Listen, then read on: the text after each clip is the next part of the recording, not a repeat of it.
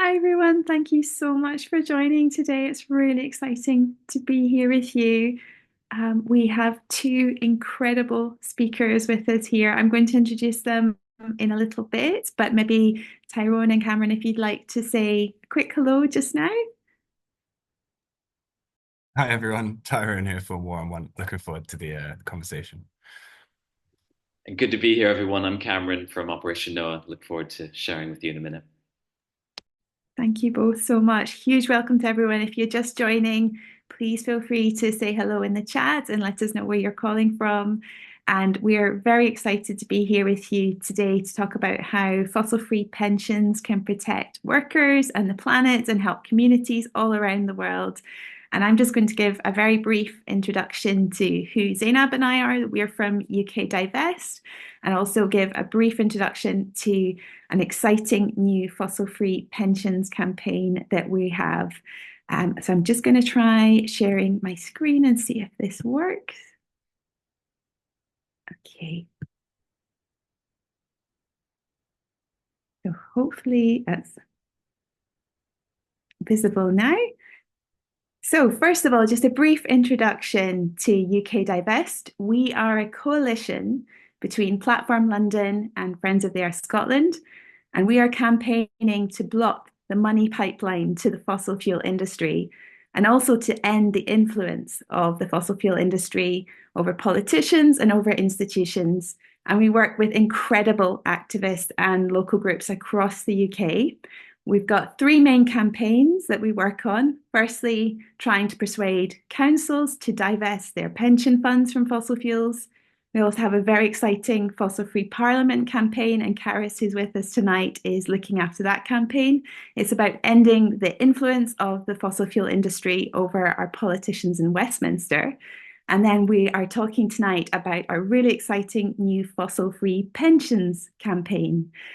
And at the moment, sadly, pension funds in the UK are fueling the climate crisis because a new report released by Make My Money Matter earlier this year revealed that UK pension funds are currently investing around £88 billion in some of the world's biggest polluters. That works out to about £3,000 for every single pension fund member. And as I'm sure you're aware, we are currently facing a climate emergency. 2024 is predicted to be the hottest year on record.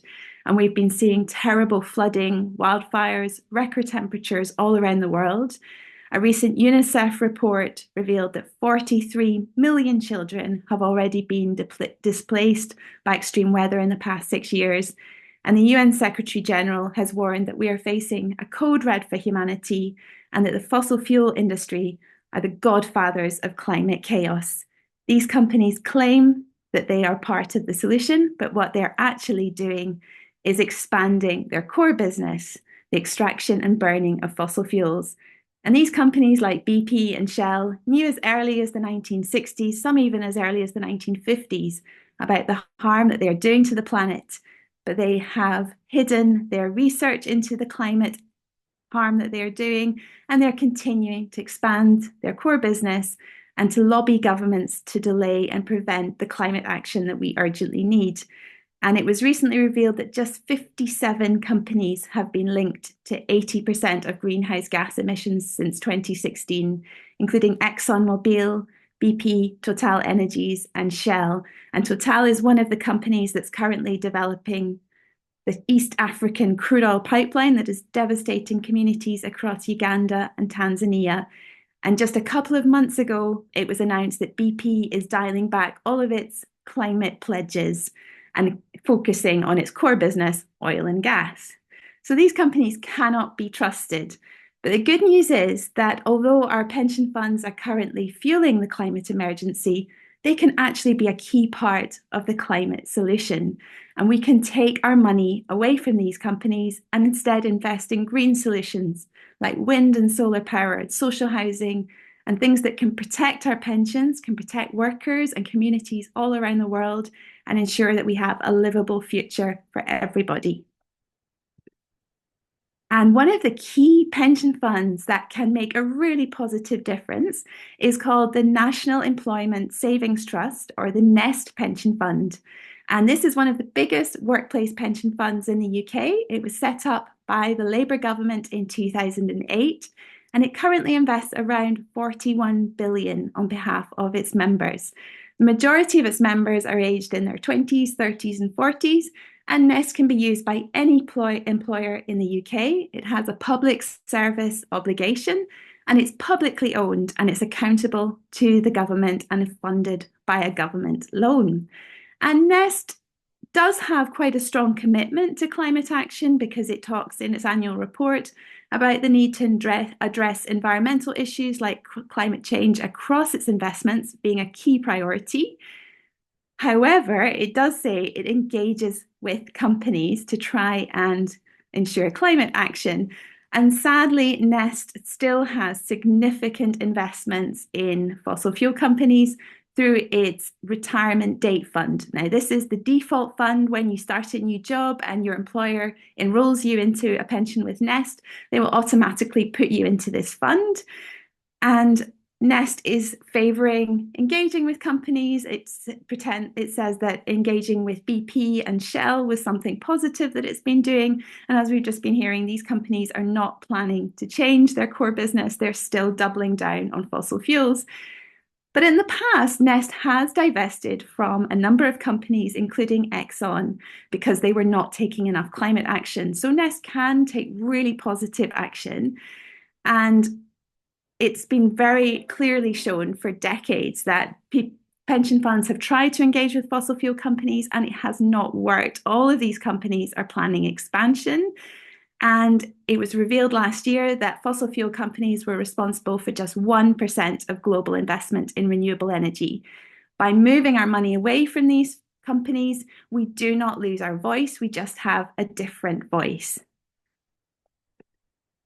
And the global divestment movement is growing all around the world. So far, 40.76 trillion has already been divested by over 1,600 institutions.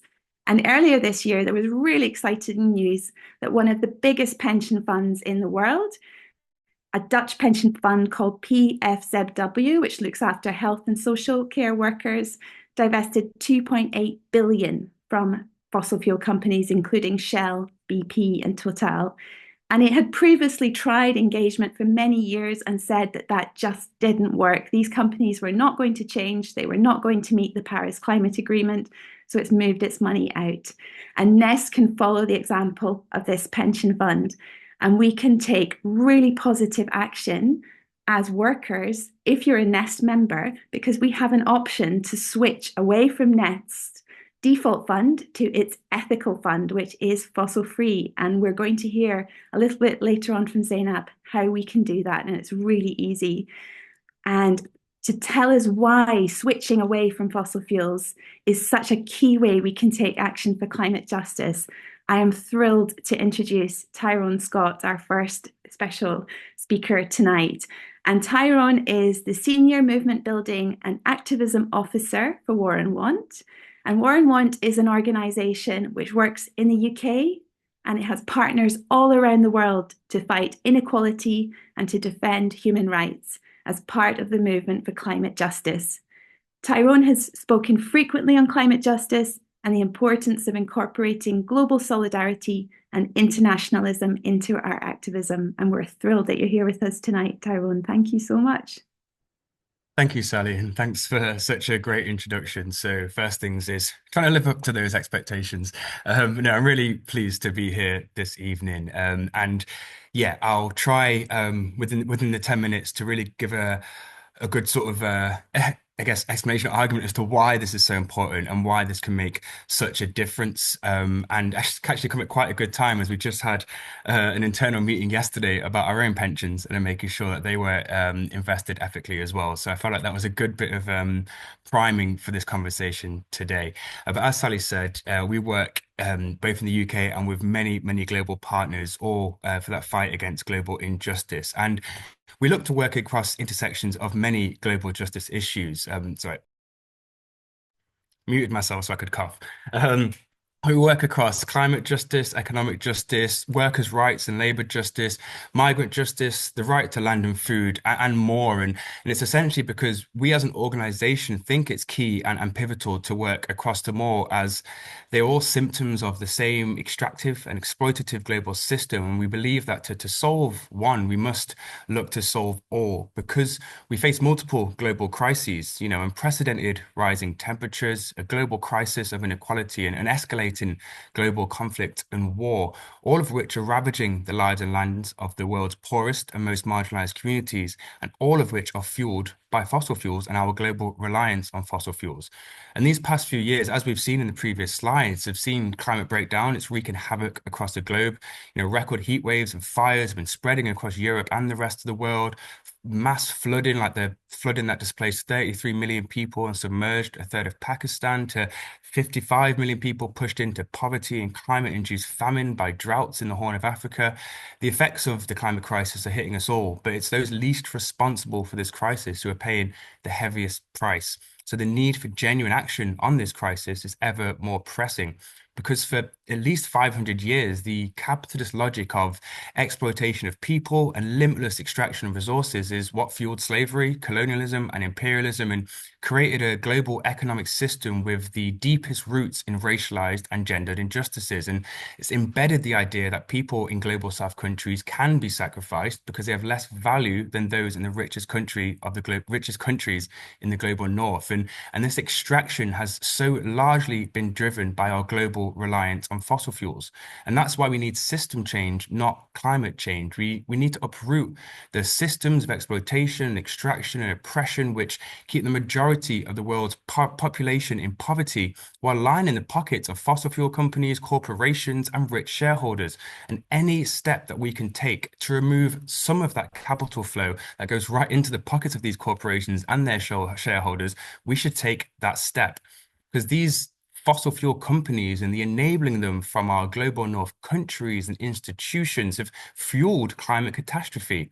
And planet-destroying companies that we've just heard about, Shell, BP, Total, they're not only, and others, but are not only fueling climate breakdown, but many of them are directly linked to fueling war. And these companies who constantly announce record annual profits do nothing to pay their fair share in any form of finance or reparations. So anything that we can do which does not continue to prop up this industry should be done. Because now these companies are having the audacity to claim that they are now environmentally conscious, that they now have green credentials, or that they now are somehow the solution to a crisis that they caused. So we must oppose this corporate greenwashing and not allow these planet-destroying companies to try and co-opt our movement. So we must send a clear signal. And, if pension funds stop investing in fossil fuels, that signal can be sent. If we all divest our pensions from these destructive industries, we can help send that signal. And to bring this back about workers as well, and it's about workers everywhere and not just workers here. We often unite behind the banner of workers of the world unite, and we aren't just doing this because the climate crisis, extreme heat, unpredictable weather is going to affect us and workers here. Workers around the world right now and for a long time have been facing the adverse effects of a crisis they did little to cause. We work really closely with garment workers, both across Sri Lanka and Bangladesh, to name a couple of countries, who are having to continuously work in increasingly unsafe conditions, made worse by increasing heat and extreme weather events.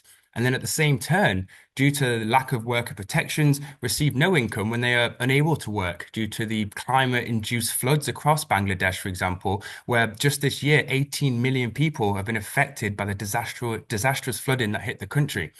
So by continuing to invest in fossil fuels, whether it's pension funds, councils, universities, whatever it may be, they're essentially endorsing and enabling an industry which is bringing our ecosystems to the brink of collapse and leaving much of the world and the communities that live within it to not have that right to live free and with dignity. Workers across the global South are already being exploited largely so they can manufacture products for countries here in the global North.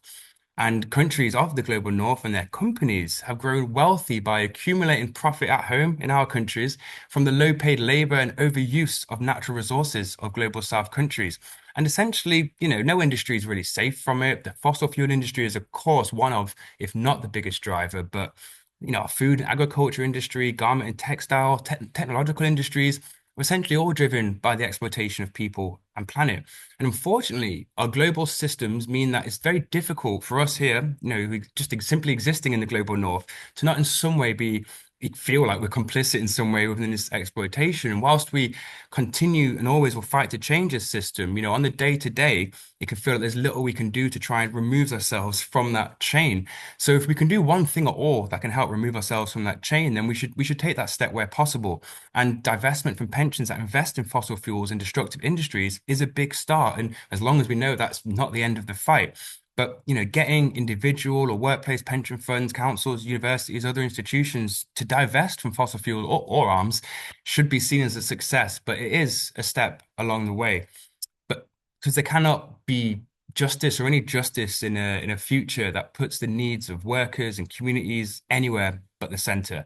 And that's why any intentions behind any of our climate justice work must be rooted in global, purposeful solidarity between movements of workers and social and environmental movements. And any initiatives must recognize and redress the harms already done through centuries of colonial style enterprise that have stolen wealth, resources, and labor from global South countries. And this is where we get to now. Yes, divesting your pension from fossil fuels may only be a small step, but it removes at least some complicity in legitimizing this global exploitation and shows a recognition that our actions here in the global north have clear and often heavy ramifications for communities across the global south. So we have to continue to stand together and with movements across the south and push for a better world that we know is possible, because there is no alternative to the planet than climate justice, and we must win this fight. We can't allow fossil fuel companies and other major extractive corporations who have driven us to the brink of planetary destruction to continue to make record profits from the exploitation of people and planet, or profess that they are somehow now the solution. So yeah, really happy to be part of this conversation today, and hope that collectively together we can take one small step towards redressing this global imbalance, which has left half the world stuck in poverty and most vulnerable to the adverse effects of climate catastrophe. And I'll end there. Thank you. Oh, wow, Tyrone, that was absolutely wonderful. Thank you so much. It was so moving and inspiring. Thank you. And a key way we can take action to avoid climate catastrophe. Amazing. Please feel free to pop any questions for Tyrone into the chat. We're going to be having a Q&A after we hear from Cameron. So you're very welcome if you'd either like to ask a question by putting up your hand, or if you would like to pop something in the chat, that would be brilliant. And I'm now thrilled to introduce Cameron Conant, who is the Communications Officer for Operation Noah, one of the UK's leading divestment charities. And Cameron is also a member of Operation Noah's Board of Trustees. And he's been involved in climate campaigning for over a decade. And he was previously the co-leader of Citizen UK's Just Transition campaign. And Operation Noah works to inspire the church to take action on the climate crisis. And earlier this year, Operation Noah won the Campaign of the Year award at the National Campaigner Awards for their work on divestment, which is so amazing. And they've been helping to move tens of millions of pounds out of oil, coal, and gas. And Operation Noah is now working with churches and faith groups to scale up investment in climate solutions and to make better environmental use of church land, especially the Church of England, which is one of the largest landowners in the country. We're absolutely thrilled that you're here with us tonight, Cameron. Thank you so much. Thank you, Sally, for that introduction. And thank you, Tyrone. It was really encouraging to hear you talk and talk about the global south. And I think it's really important to keep that in mind, what's happening the global north and the global south. I'm here talking to you tonight from Walthamstow in East London. I'm actually in my church's offices here. This is St. Mary's Church, and my wife is actually the vicar of this church. My wife was one of the leading campaigners, along with me and lots of other people, calling on the Church of England to divest from fossil fuels, which finally happened in June of 2023. And the Church of England's national investing bodies, its pensions board and its church commissioners, took all of its money out of fossil fuels. And that's something we've been working on for 10 years, because not just because it was important that the Church of England take a moral lead on divestment, but also because we know lots of other charities and groups around the world look to the Church of England to see how it invests its money. And we wanted to say that just like we shouldn't be investing in tobacco or arms, we should not be investing in fossil fuels. It's the same thing. It should be prohibited. So really pleased to be with you tonight and to answer this question, which I was given, which was, why should I switch my pension to a fossil-free fund? And how does this benefit workers? So I'm hopefully going to address this question with a couple of, well, actually 3 simple points, I'm hoping. The first thing I want to say to you tonight is that, and Sally touched on this in the introduction, and Zainab as well, that fossil fuel companies are not building our renewable energy future. Instead, they're making the future more expensive and actually more dangerous. Now, I don't know about you, but many years ago, I sort of assumed that fossil fuel companies were going to build our renewable energy future. It seemed like common sense. These people know what they're doing with oil and gas. I guess they'll just sort of see the writing on the wall that, fossil fuels are really bad, and they've got all the kit to be able to deploy, offshore wind turbines and all the stuff that we're going to need to switch to a zero carbon world. Turns out that was not what happened, and that's still not happening. As our planet once again reaches another unfortunate milestone, which was 2024 being the warmest year on record, a year in which extreme weather destroyed entire communities, as we saw in October with Spain's deadly flash flooding, and there are many, many other examples I could give. Sadly, fossil fuel companies are actually doubling down on oil and gas. To give you an example, BP recently abandoned its goal to cut oil output, while Shell recently weakened its emissions targets. Shockingly, and again, I think this was alluded to in the introduction or mentioned, nearly every major fossil fuel company is actually exploring for new oil and gas, despite the fact that we can't even burn all the oil and gas from existing developments, let alone from future ones, and still keep global heating to safe levels. The other thing is, and if you go to the fossil fuel websites, if it wasn't so serious, it would almost be comical. You will undoubtedly see images of wind turbines and solar panels, and you'll see these on their adverts online as well. But these companies, let's be honest, they spend about 4 to 5% of their investment income in low carbon energy and renewables. So in other words, they're spending almost all of their investment in getting more fossil fuels out of the ground. So I guess the concern is that, if these fossil fuel companies continue on with business as usual, what will the impact be? And what will the impact be on workers? Specifically thinking about workers, I had a couple of thoughts. One is that a 2024 study found that high temperatures persistently increase food inflation. And that's not just in high income countries, that's in low income countries, that's everywhere. So we're seeing a real impact on food across the world. And that's, of course, some of that's related to COVID and the impact of that. But a lot of this is increasingly related to the impact of high global temperatures and extreme weather events.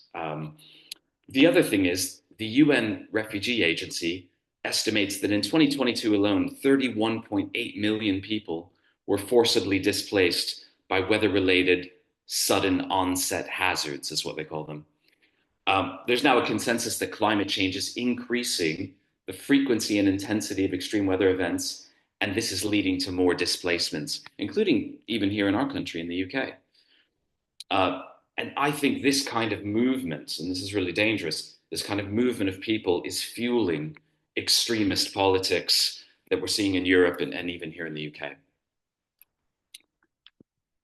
The second thing I want to say tonight is there's mounting evidence that fossil fuels are actually a risky financial investment. So I assume all of us here tonight, our primary reason is ethical and moral. But I don't know about you, I talk to lots of groups of people, and for some people, that's not their primary concern. So I try to come at this from lots of different perspectives. And one is that actually, this is a bad financial investment.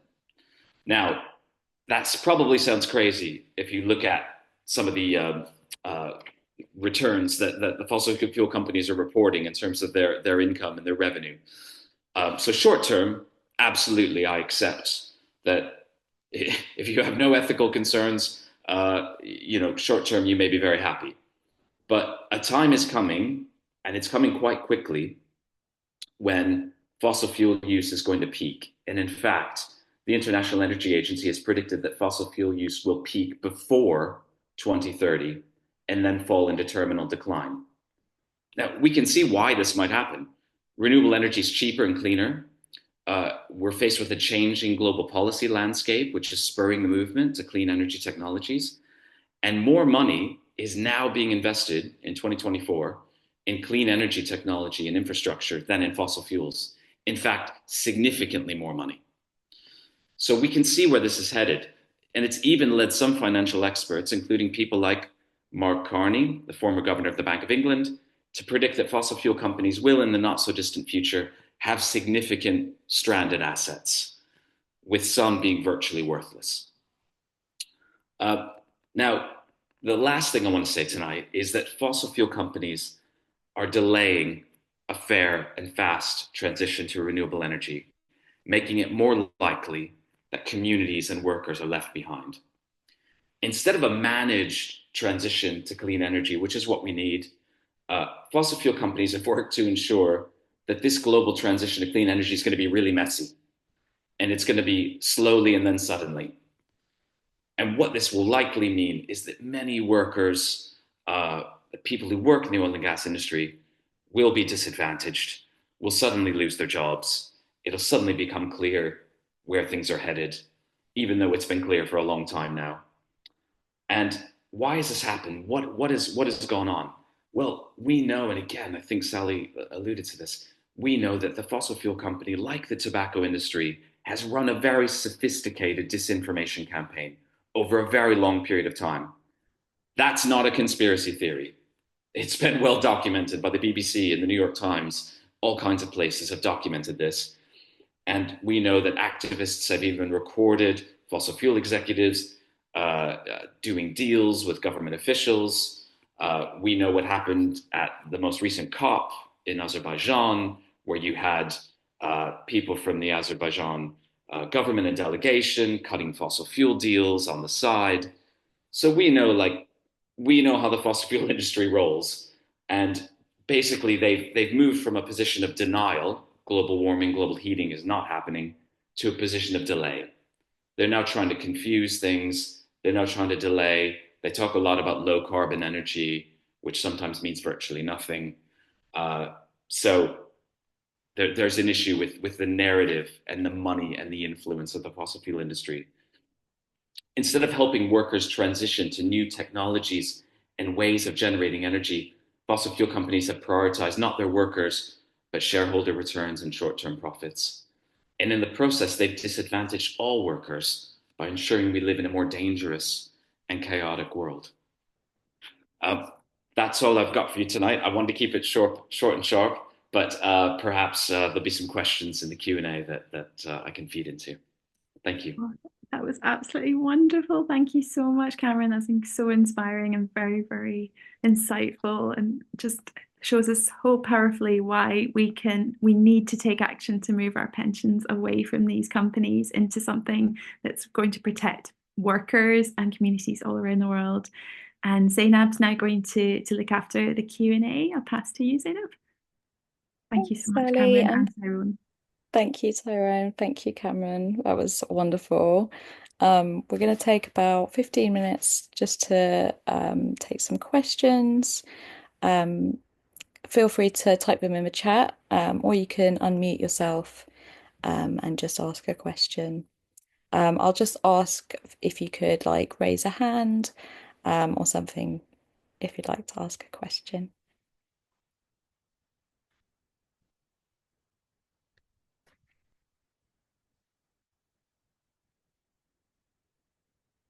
Perhaps to kick us off, I can ask a question. I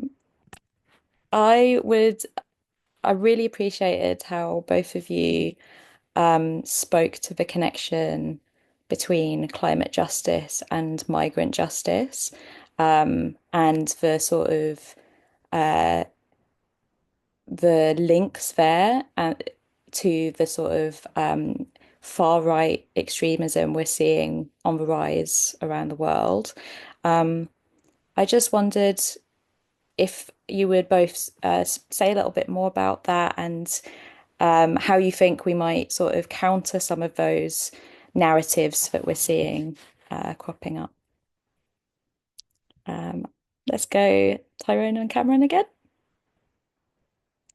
Great, thank you. And I made this question that one in the chat, and I might have to run to this other event, I'm afraid. But it's a really good question, and we've been doing quite a lot of work on the intersection between climate and migrant justice recently. So always happy to speak about it.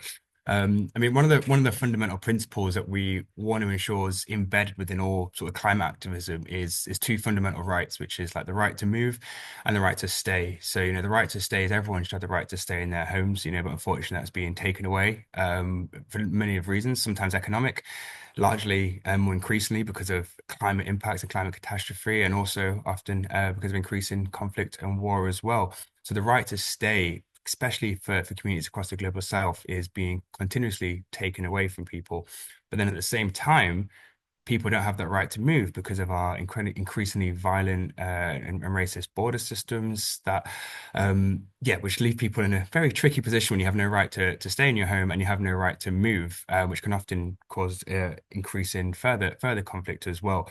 And just on sort of the links to the far right, I think it's frustration is possibly the wrong word. Maybe it's a bit late, I'm struggling, but one of the fundamental issues around the rise of the far right in general has been the inequality that everyone is facing at the moment, domestically and globally. But there's been an incredible effort put in by essentially the architects of the far right to frame the villain, to frame the reasoning as to why there's so much scarcity for resources, and why everyone is struggling as this incoming, whether sometimes use these awful words, invasion of migrants, or waves of migrants, or all these really negative derogatory words that work, and therefore it's framing migrants as the villain. They're the ones taking your resources away, and it fundamentally means that it's turning people against people, essentially, and the biggest driver of so many of our global crises, intersecting crises, has been I guess the last 500 years of capitalist exploitation and extractivism, which it can seem like a bit of a broad stroke, but essentially greed. Greed, the pursuit of profit over the well-being of people and planet, has driven so many people to extreme levels of poverty, and with that, you want somebody to blame, and the people behind this rise in the far right know that, and they've put a lot of effort into trying to frame the villain as not them, basically. And unfortunately, it's worked to some degree. And I think that means that we have to put as much effort to reframe that villain as the right villain behind our economic crisis, our climate crisis, the worker exploitation, which is essentially corporate greed. But I'll just end there and I'll let Cameron come in. That's great. Thanks, Tyrone. Um, I mean, I'm fortunate to live in a community in Walthamstow here where you might have heard of Walthamstow in the news when we had the racist riots, and so many thousands and thousands of people came out in Walthamstow streets and said, "You're not doing that here." And why did that happen? I think it happened because we have a diverse community here in Walthamstow where people know their neighbors, people participate in community life. And so I think some of countering the racism and the far right is engaging people in community. I think people understandably have distrust in institutions. I'm talking to you from a church. I don't think a lot of people are trusting the church these days, but we've got to build institutions that are accountable, that are open, that are transparent, and we've got to find ways to engage people in community life as a way of, I think, de-radicalizing people.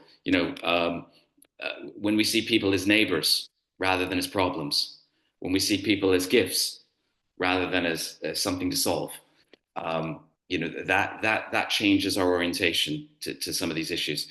So I think that's really important. I think when we talk about climate justice, I think you're alluding to this, Tyrone, we've got to think about solutions that benefit people. Often when people talk about climate, they think it's just going to make their life harder. They think their life's already difficult, and now you're talking about something that it's just going to make things more complicated and more difficult for me. So how do we come up with solutions that actually improve people's quality of life rather than make it more complicated?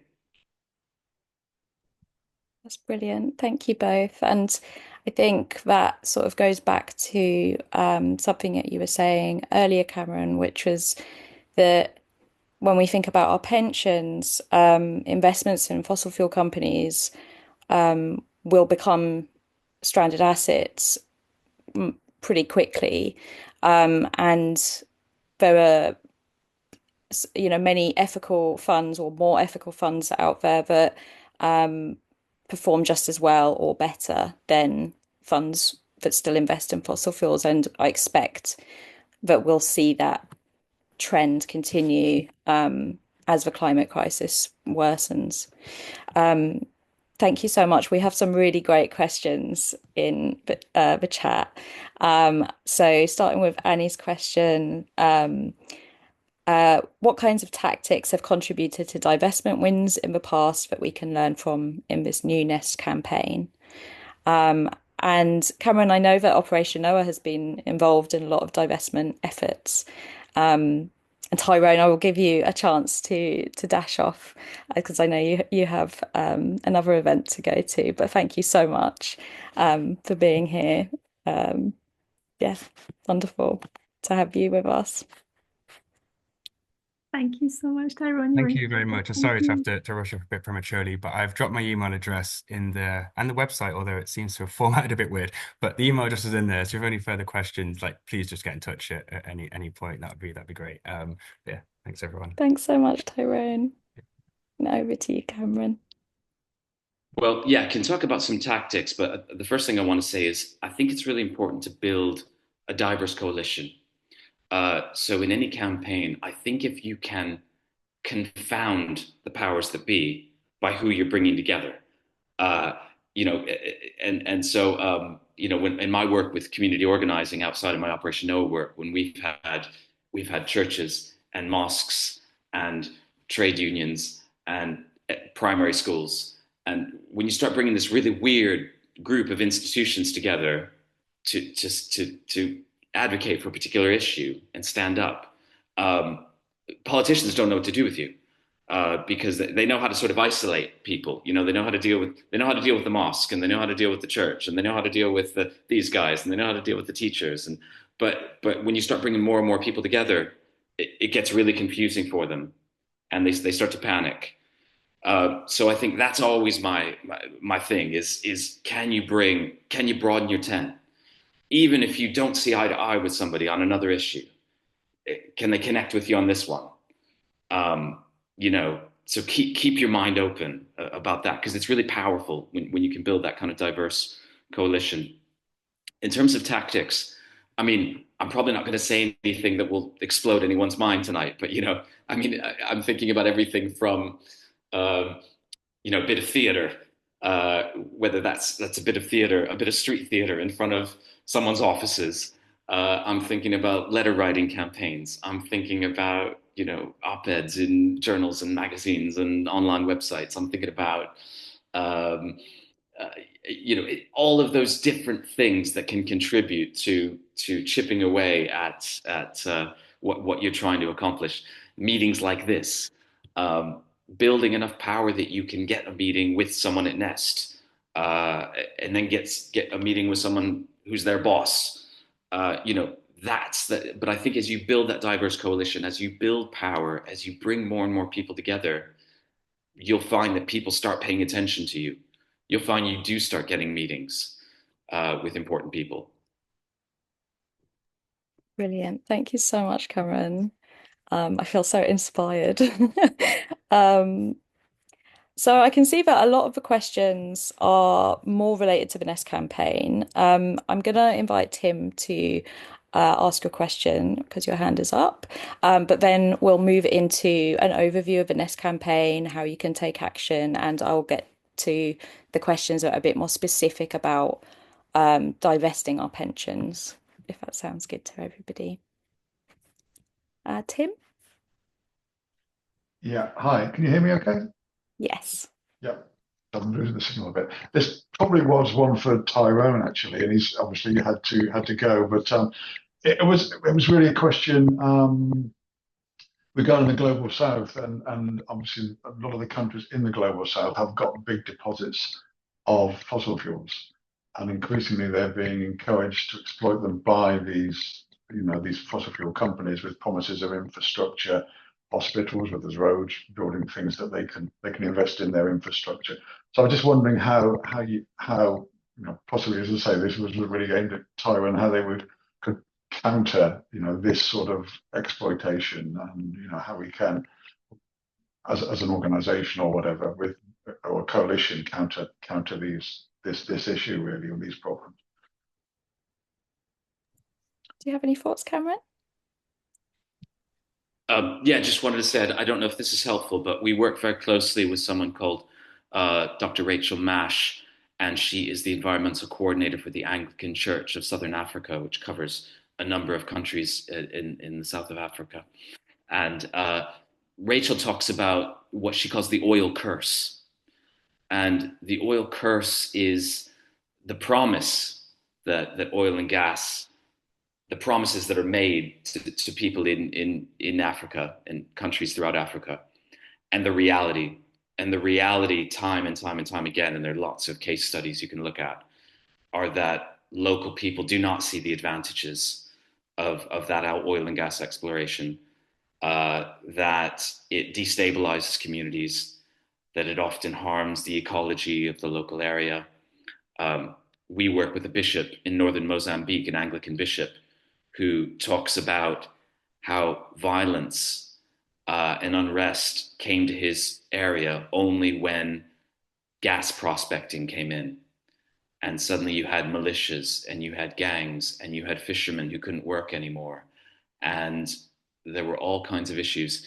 So I think there's the sort of the top-down narrative, which is this is good for Africa's development. And then there's the actual stories from the grassroots, including in the Niger Delta. We've worked with people in Nigeria.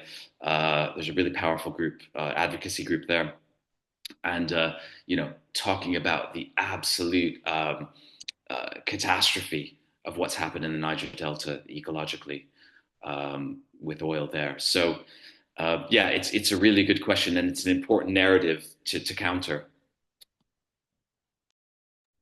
Thank you. And yeah, I think the sort of the importance of making these the impact of fossil fuel companies' activities in the global south like visible for those of us who are in the global north, because a lot of it's not going to get mainstream media coverage most of the time.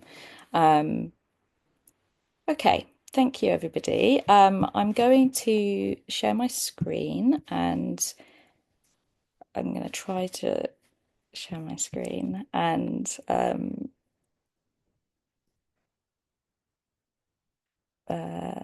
show everybody the screen. Yeah, I might not be able to. Zoom has decided to be. Okay, no, I can. It's fine. Right. Okay. Right. I don't know what I'm on now.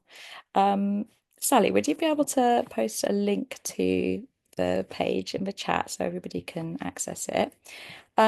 So as Sally introduced, we've just launched this campaign to divest your workplace pension. We're focusing on Nest, but anyone with a workplace pension can take part.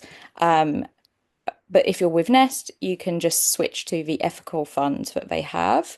And they don't invest in fossil fuels in the ethical fund. Now, it's not a truly ethical fund. They do invest in other companies whose activities are harmful, and we'll be pushing Nest to make their ethical fund actually ethical. But for now, you can go fossil free by switching. And I'll show you everybody the pledge so you can take action. And there's a very simple pledge where you can tell us as well which pension provider you're with, and whether you're pledging as a worker, an employer, or a union. It's very straightforward to switch. You can just log into your Nest account and go into the additional fund choices link on the dashboard. You'll be taken to your plan page where you'll see your options, and you can just switch to the ethical fund from there. And then that's it. You just need to make some noise about it so that we can spread the word and let Nest know that people care about this and we want them to go fully fossil free. Now let me find the questions. So Fiona asked earlier, I have a number of pensions, including state, civil service, and Scottish teachers' superannuation scheme pensions. So where to start? Which is a great question. With these specific pensions, they're a bit trickier because they're not private pensions, they're not personal pensions.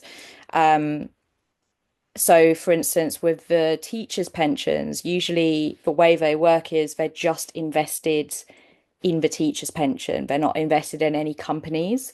So you don't really have anything that you need to divest from. I think similarly for the state pension as well, and I would imagine so for the civil service. I think somebody asked about NHS pensions, and those work in the same way. So an alternative would be to check out your local government pension scheme. I'll show you on our website. We have an online tool that will show you whether your local council invests in fossil fuels and how you can take action if they do. And again, just making noise is also a great way to get the word out to folks who do have private workplace pensions. And yes, Chailey, I completely agree. They don't make it obvious. There's actually like 99% of Nest members are still in the default fund. And I don't think they make it clear at all that switching is possible or what your options are. Saintly asked, where can I find info on providers of pensions who are fossil fuel free, which is a great question. I would recommend Make My Money Matter for that. They've got a really good list that sort of ranks different pension providers on how green they are. Unfortunately, there aren't that many funds that are fully fossil free, but that would be a good place to start. And Isabel asked, how can I word a letter to ask the holder of my pension to transfer to a fossil-free company? This is a great question. I think one thing I would encourage is to sign up to the UK Divest newsletter, because we'll have actions aimed at pensions providers to make it a lot easier to do this. But basically, the way that pensions work is that your pension provider isn't necessarily the only person making the choices about who they are investing in. They're also working with fund managers, and that's often where the tension comes from. As Sally showed us earlier, Nest have admitted that a lot of companies don't respond when they're engaged with by pension providers. But they continue to do so, often because of a pension fund manager will be sort of encouraging them to stay invested. I think the first place to start is to look into what your pension is and what sort of holdings they have. Again, if you take action with a pledge, you can tell us who your pension provider is, and we'll also be doing more research on that next year.